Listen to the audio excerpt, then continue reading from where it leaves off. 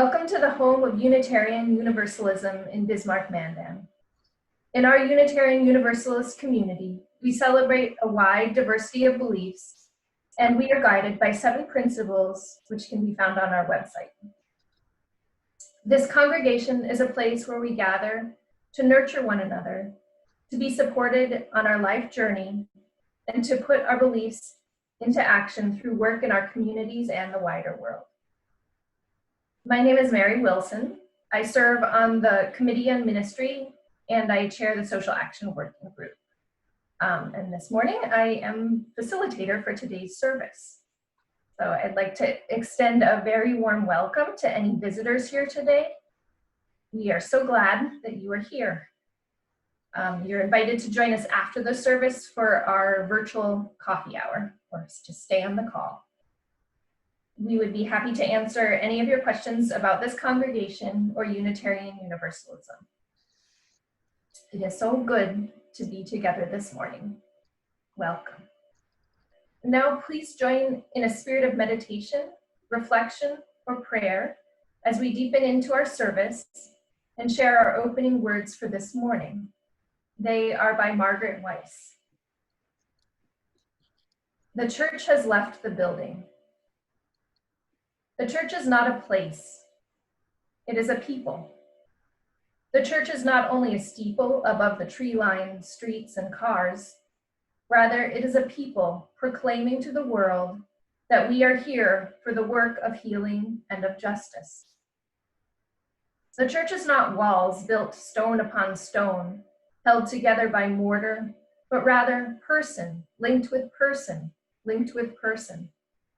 All ages and genders and abilities, a community built on the foundation of reason, faith, and love. The church is not just a set of doors open on Sunday morning, but the commitment, day after day and moment after moment, of our hearts creaking open the doors of welcome to the possibility of new experience and radical welcome. The church is not simply a building, a steeple, a pew. The church is the gathering together of all the people and experiences, and fear and love and hope in our resilient hearts. Gathering, however we can, to say to the world, welcome, come in, lay down your heartache, and pick up hope and love. For the church is us, each and every one of us, together, a beacon of hope to this world that so sorely needs it. Some Unitarian Universalists have a practice of the empty chair. This chair symbolizes the people who are on our hearts, but who cannot be physically present in the room due to absence or death, or in this virtual time, a lack of technology. Today, the empty chair is for those who are grieving. This morning, our chalice lighting words come from Reverend Lynnda White, who is giving the sermon today, and so is on the call with us. She's just turned on her video. And so I'd like to take a moment to introduce her now.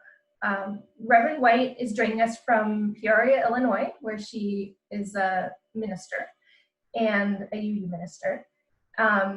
And she has, he did the Water Protectors call at Standing Rock and came in 2016. And I think that's where her connection to our church began, or how we connected. And since then, I've also been seeing a lot of Lynnda pretty regularly as we're both together as part of the International Initiative for Transformative Collaboration. And she's a beautiful part of my life and a blessing, and I'm so glad to have her with us and to share that she's able to share with you today. Thank you. Thank you. So now if you have your chalice with you, I invite you to turn on your video to share while we light them. We join Unitarians and Unitarian Universalists all over the world in lighting our chalice. we are in good company. A flame casts both light and shadow into the world, and we choose that which beckons us. For good or in fear, we approach the edge of mystery, the threshold of possibility, or the depths of love. It is all light and shadow, and we are the witnesses. How do we bear witness when we are not the ones who shout the hallelujahs? How do we bear witness when we think the word is passive, just seeing, just speaking what we saw?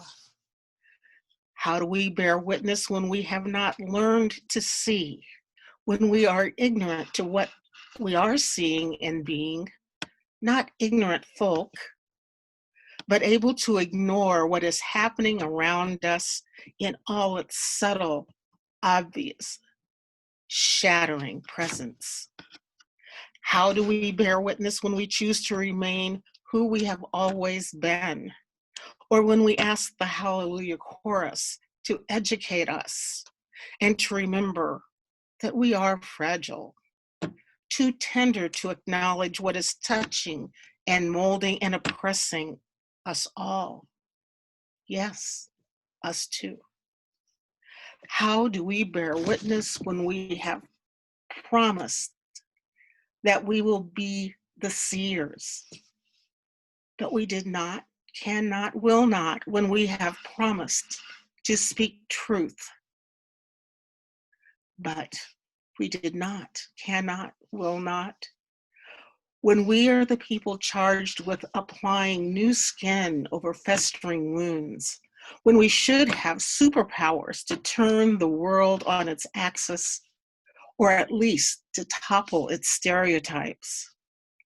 How do we bear witness that we see a future in which witnessing is an action word, that speaking what we have seen is only the beginning of working for justice, that clapping, whether on 2 and 4 or 1 and 3, that we too can join the chorus of hallelujahs?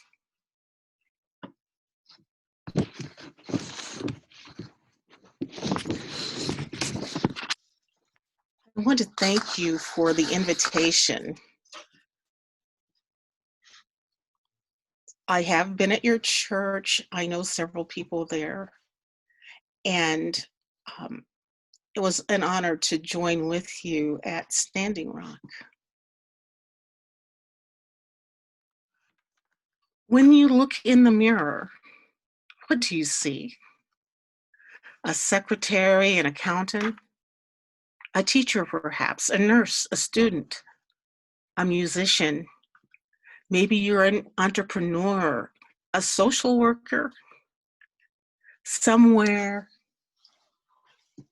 along the gender spectrum, someone most probably identifying as white, maybe a few exceptions, but just a regular person.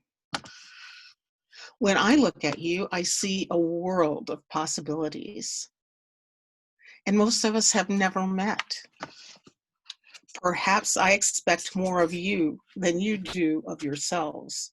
Or perhaps there is something inside of you that is squirming to get out and see all you can be. In that case, you've been born at the right time and in the right place. If you're hanging back, reluctant to move away from the cozy world that you've built around yourself, hold on with both hands and feet, because you cannot escape all that this moment in history is bringing your way. First, it was COVID-19. Things are being handled differently in North Dakota from in Illinois, where I live. We are not so much a rugged individualist society as you are in North Dakota, but I'm sure you're aware of the dangers of the coronavirus, especially as cases have begun to rise in your state. But in many states, people have been sheltering in place and feeling scared and vulnerable for quite some time. Then along comes the video of the death of George Floyd, and the whole world is captivated. The Black Lives Movement becomes a worldwide phenomenon. Some people are saying that George Floyd is not worthy of being revered because he had a criminal record and had been in prison. Now, I'm not going to defend his choices beyond asking, what were the circumstances of his Black life that made him desperate? He is responsible for his actions. And let us remember that one of those actions was to try to turn his life around. Let the naysayers talk about that. Let them say that a police officer can be judge, jury, and executioner. To pray, you can be on bended knee. To protest, you cannot take a knee. To serve and protect, you can knee a man in the neck. You can be a police officer who bends a knee, takes a knee, and serves and protects with a knee until it takes a man's life.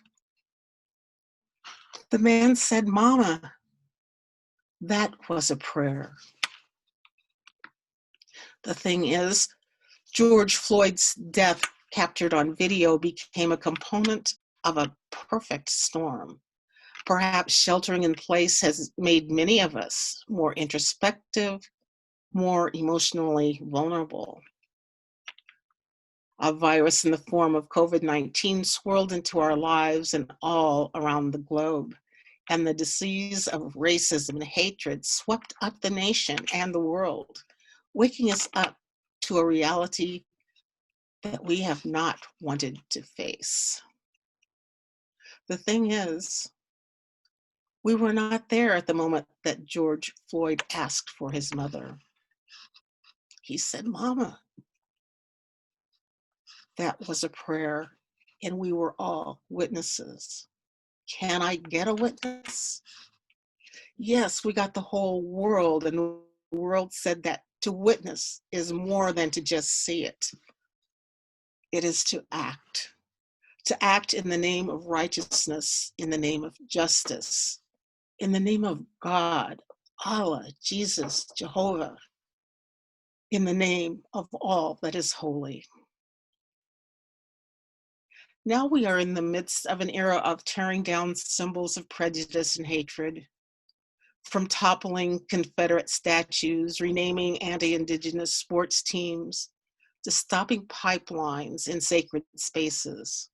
Even the Supreme Court is witnessing on the side of upholding tribal sovereignty in Oklahoma. Why is this all happening now? Maybe if I were a Mayan calendar maker or had powers of sorcery, I could answer that, but I don't. What I have is my own view of the world that may somehow mesh with yours. In the past few days, two great men have died, Reverend C.T. Vivian and State Representative John Lewis, literally hours apart on the same day. Vivian was 95 and Lewis was 80. And they were both trusted advisors to Dr. Martin Luther King Jr. in different ways. And they both risked their lives in the fight for freedom and justice. Do you think they started their lives saying, "I'm going to be a great person, respected for my prowess as a preacher or as a well-known and respected civil rights activist"? Of course they didn't. They were drawn into history-making roles because they saw something wrong in this country and decided to fight against it. They acted with nobility against those ignoble conditions that plagued them and the rest of our country. Reverend Vivian began his career as an activist in Peoria, Illinois, where I have lived for many years. I had the pleasure of meeting him in Birmingham, Alabama in 2012 at the UU Arc of Justice Conference on the occasion of the 50th anniversary of Bloody Sunday. At the end of his lecture, I introduced myself and said that I was from Peoria, Illinois, and then I asked a question from the audience. My question was, I read that Dr. King said you were the best preacher he had ever heard. What about your style do you think he admired so much? But in typical UU style, someone leapt to their feet and yelled out, "No, President Obama said that," which was true.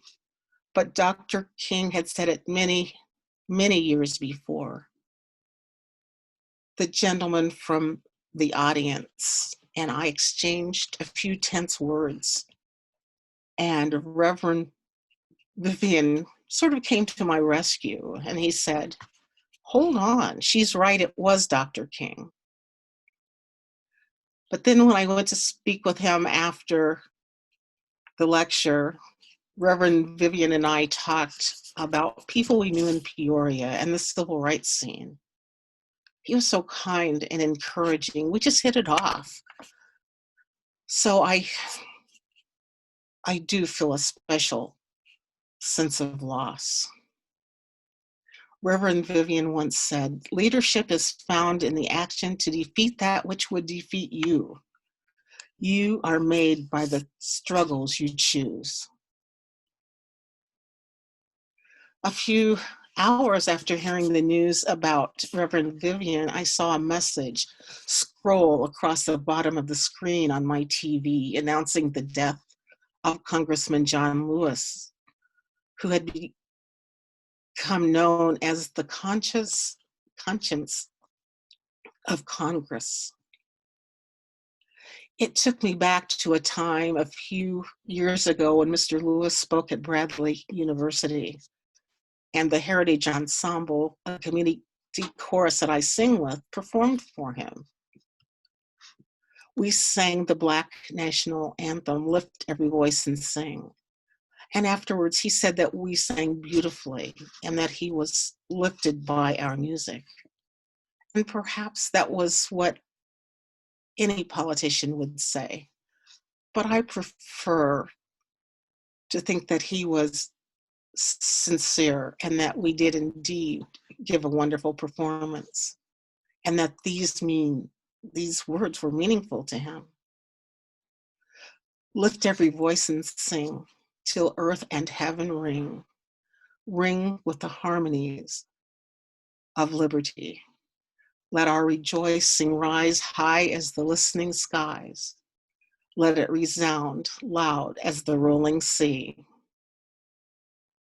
May we let earth and heaven ring in praise of Congressman Lewis. Mr. Lewis was a witness to the woes of racist America.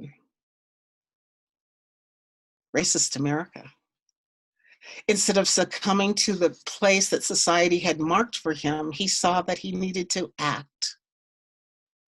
John Lewis is well known for saying, "Do not get lost in a sea of despair. Be hopeful, be optimistic. Our struggle is not the struggle of a day, a week, a month, or a year. It is a struggle of a lifetime. Never, ever be afraid to make some noise and get in good trouble, necessary trouble." Can I get a witness? Can you see yourself in the struggle for justice and mercy?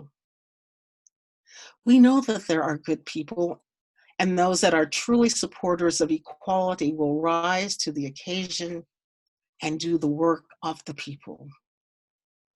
But let me tell you, of the traits we see often in those of liberal faith and politics, we often feel that suffering is enough. Our personal suffering is enough. It sometimes makes us cry or feel bad. We can be disillusioned into thinking we've done our part. Empathy and sympathy are not where we should stop. It is where we should begin our work. You may be thinking, oh, there's so much that needs to be done, and I don't even know where to start. Your church has done some good work, particularly in the time of joining with Indigenous peoples at Standing Rock. You could rest on your laurels and let that be your legacy. But the whole world is bearing witness now to what is happening in this nation that claims to be great. They are witnessing the murders of Black people at the hands of police, unfair health and housing systems, underfunded education, and discrepancies in job opportunities. They are reading of massacres of First Nations peoples, murders of their young women, theft and destruction of their homeland and sacred spaces, breaking treaties and hijacking their cultures. They are observing the rape of natural resources, destruction of ecosystems, and the disdain for science, all for greed that is destroying this home for human beings and other species that share this earthly plane. They are seeing colonialism that lifts white people into spaces of privilege, the doctrine of discovery that still is the rule of law, for-profit prison systems that are disproportionately stuffed with Black, brown, and red people. Clearly, there's a lot wrong, even though we won't all agree on specifics. We can all agree that we are touched by what is happening around us. Rather than cocooning and remaining inward looking, psychologically sheltering in place, do something, choose something. Now is the time. As Reverend Vivian reminded us, you are made by the struggles you choose. And as Congressman John Lewis said, do not get lost in a sea of despair. Never, ever be afraid to make some noise and get in good trouble, necessary trouble. And so we pray. O Spirit of love and life, God of many names and no name, we ask that we find the strength to do what has scared us in the past, the wisdom to move our silence from ignorance to purposeful listening and learning. We know that vigils and tears are just the beginning, and that taking action to disrupt the power and processes of hatred and greed takes strength of character and resolve. We resolve to be the people of courage and abiding love that keep on when we make a mistake, forgive when others make a mistake, and see mistakes as opportunities. They're opportunities to grasp what is good out of what seems impossible. Make us the examples to our children and families that defy our old ways of thinking and doing, that we may become beacons of grace, light, love, and justice for all. Let us be vessels of mercy and compassion. Let love rule and justice abide. Let us be witnesses to history as we choose our actions and get into that necessary trouble. Amen, and may it be so. Our service today with these words as we extinguish our chalice. They're a meditation by L.R. Nost. Do not be dismayed by the brokenness of the world. All things break, and all things can be mended. Not with time, as they say, but with intention. So go. Love intentionally, extravagantly, unconditionally. The broken world waits in darkness. Anyone with eyes to see, anyone with ears to hear, a beating heart, a willing start now. It's enough to live, breathe or die, being brave enough to try.